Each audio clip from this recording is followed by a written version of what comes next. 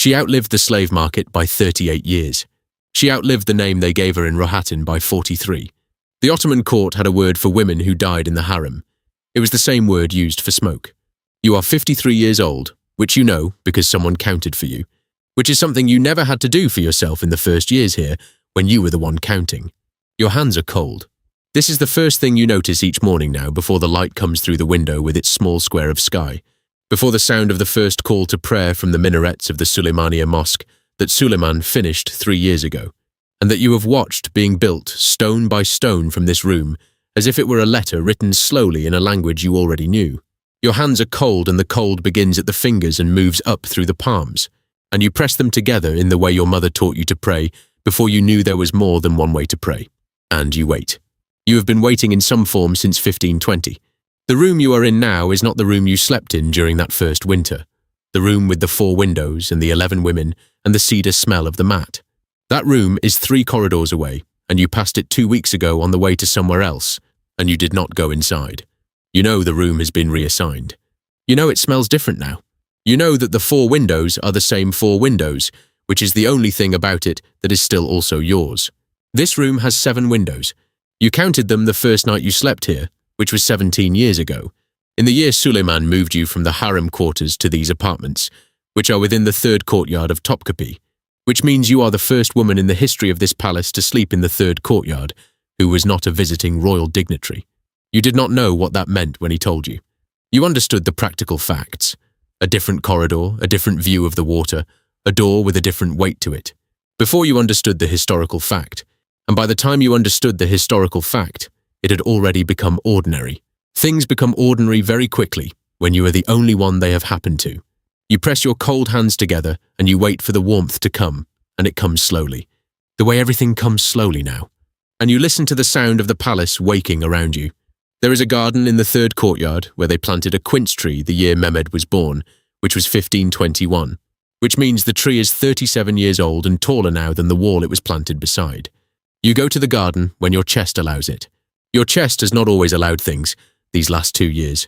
There is something in it that the physician Ibrahim Effendi describes as a settling, which is a word that tells you nothing and that you have learned to hear as a word that tells him nothing either. He is a good physician. He has kept you informed of the things he knows and silent about the things he does not, which is a form of honesty you have learned to read over many decades of living inside a court, where the distance between those 2 categories is the most important geography in any room. The quince tree has not yet flowered. It is early April, and there was a frost 2 weeks ago that you felt in the third courtyard as a particular quality of light, thin and white. The kind of light that was common in Rohatyn in April, the kind of light that in Rohatyn meant the mud would be another week drying before you could walk to the well without losing a shoe. You stood in the third courtyard the morning of the frost, and you held your cold hands in front of you and you looked at the light, and you thought about the well. You have not thought about the well in years. You do not know why the frost brought it back. You know that things come back at the end in ways they did not come back in the middle. Your father's voice, which you have not heard in 38 years, came back last autumn while you were reading correspondence from your son Selim, who writes in Ottoman Turkish in a hand that has nothing of Rohatyn in it. And the voice came back not with words, but with a quality, an inflection on a word that did not exist in Ottoman Turkish and did not exist in the letter, but that your body recognized before your mind did. You sat with the letter in your hands for some time after that. The quince tree does not flower in April, but you go to look at it anyway, because the looking is its own thing, separate from what you might find. You have written letters to kings. This is a fact so ordinary to you now that you have to work to remember that it was not always ordinary. In the first years in Topkapi, you did not know how to write in Ottoman Turkish.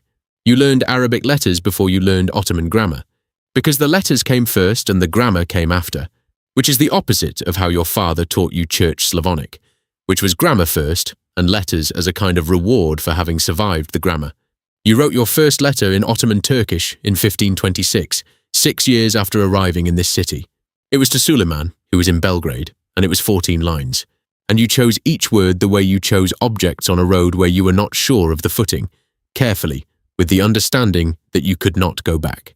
You have since written to the King of Poland, to the Queen of France, to the Shah of Persia, to ambassadors and intermediaries and administrators of provinces you have never visited and will never visit.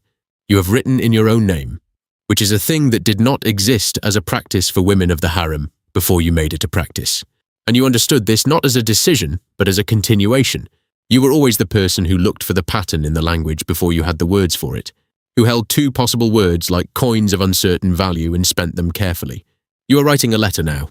It is to Suleiman, who is in Edirne, managing the aftermath of a campaign that has left the western borders of the empire unsettled in ways that the reports describe with a specificity that tells you the unsettlement is worse than the reports say. You have read reports for 20 years. You know the difference between a document that describes a situation and a document that manages one. The letter is 12 lines.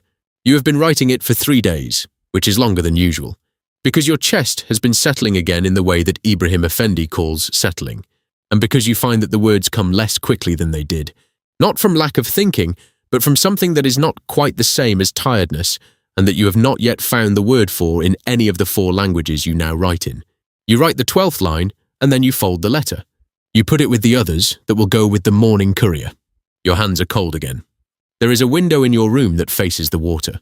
From this window, on clear nights, you can see the lights of the ships in the Bosphorus, which at night are small and specific, each one separate from the others, each one moving or still in ways that tell you something about the weather and the current, and the trade routes, and the time of year. You learned to read the lights of the Bosphorus the way you learned to read everything in this city, without being taught, by watching long enough that the patterns became legible. You are at the window now. It is past midnight, and the third courtyard is quiet, in the way it is only quiet in the deepest part of the night, when the only sounds are the guards at the gates and the water somewhere below, and you are standing at the window with your cold hands pressed together, and you are looking at the lights on the water, and you are thinking about nothing in particular, which is something you have rarely been able to do, and which has come upon you these last weeks as a gift of a kind you were not expecting and do not entirely trust. You think about Suleiman, not as the Sultan, not as the man who will be recorded in the histories of this empire as Kanuni, the lawgiver, the ruler of an empire from Vienna to Baghdad, from the Crimea to the coast of Africa. You have always known that man. You have lived beside that man for 37 years, and you understand his public face, the way you understand the lights of the Bosphorus, by pattern, by repetition, by the knowledge of what it means when something is where it usually is and what it means when something is not. You think about his hands. He has a particular way of holding a pen, with the third finger bent slightly inward, which you noticed the first time you watched him write in the small room in the fourth courtyard, where he goes when he wants to write without being observed, and which you have watched for 37 years and which has not changed. The lights on the Bosphorus move slowly. You count 3 ships, then a 4th near the Asian shore, then a 5th very far south toward the sea. 5. You go to sleep. You do not know it is the 18th. You have stopped tracking the date with the precision you used to track it. In the early years in Topkapi, you counted everything. Women in a room, windows, days since Roxelana, because counting was the only geography available to you. The only way to know where you were when where you were had no equivalent in anything you had known before. You counted until you stopped needing to count, and the stopping was so gradual that you cannot name the year it happened, only that at some point you realized you had not counted the windows in a room for several months, and the world had not become less legible for it.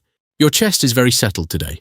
Ibrahim Effendi came this morning and sat with you and spoke about the weather in the way that means he is not speaking about the weather, and you listened to him and you understood what he was not saying, and you thanked him, and he left. You are at the window. The day is the particular pale blue of early morning that is the same in every city you have ever been in, which is not many cities, which is really 2 cities and 1 town, and the long road between them, that you travelled in a direction you could not name with 41 people whose faces you can still produce from memory if you hold still long enough. 41. You think about Daria, the girl from your village who was perhaps 11 and cried for the first 3 nights of the road, and then stopped. You do not know what became of her. You have thought about this for 38 years without arriving at a conclusion, which is the nature of most things you have thought about for 38 years. You think about Olena, the woman who did not speak but communicated in other ways, whose hand on your back on the boat from Kefe you have thought about longer than you have thought about almost anything else, and whose face you can still see, and whose name you did not know for certain for many years and still are not certain of. The pale blue sky over Constantinople is the same sky it has always been. It is the same sky over Roxelana, which is a fact you understood on the morning you first saw this city from the water, and that you have carried since then as a weight that has no name in Ruthenian or Ottoman Turkish or Arabic or the Greek girl spoke on the road. You are very tired. Not the tired of sleeplessness, which you know. This is a different quality, a settling, the same word Ibrahim Effendi used for your chest. And you understand now what he meant by it, which is that certain things reach the place they were always going to reach, and the reaching is not an arrival so much as a recognition. You have always known this window. You press your cold hands together and you look at the pale blue sky and you wait for the warmth. And it comes slowly, and you close your eyes. The quince tree in the garden of the Third Courtyard flowered that afternoon. No one was there to see it except one of the younger women from the harem, who was crossing the garden on an errand and who stopped for a moment when she saw the white flowers against the old wood of the branches, and who then continued on her errand, and who thought about the flowers for the rest of the day without knowing why. The news reached Suleiman in Edirne 7 days later by courier.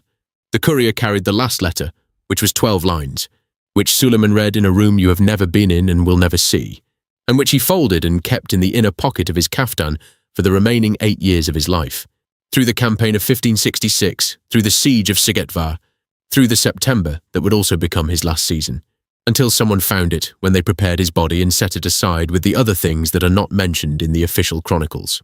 You do not know any of this yet. You are somewhere near the window, in the pale blue light of a Roxelana April, and somewhere very far east, the spring is the same spring it always was. The mud has dried enough to walk to the well without losing a shoe, and the sky above the village is the colour of early morning, which is the colour of every morning you have ever known, which is the only colour there ever was. Somewhere below, in a garden you can no longer see, the quince tree is opened. You count the windows. 7.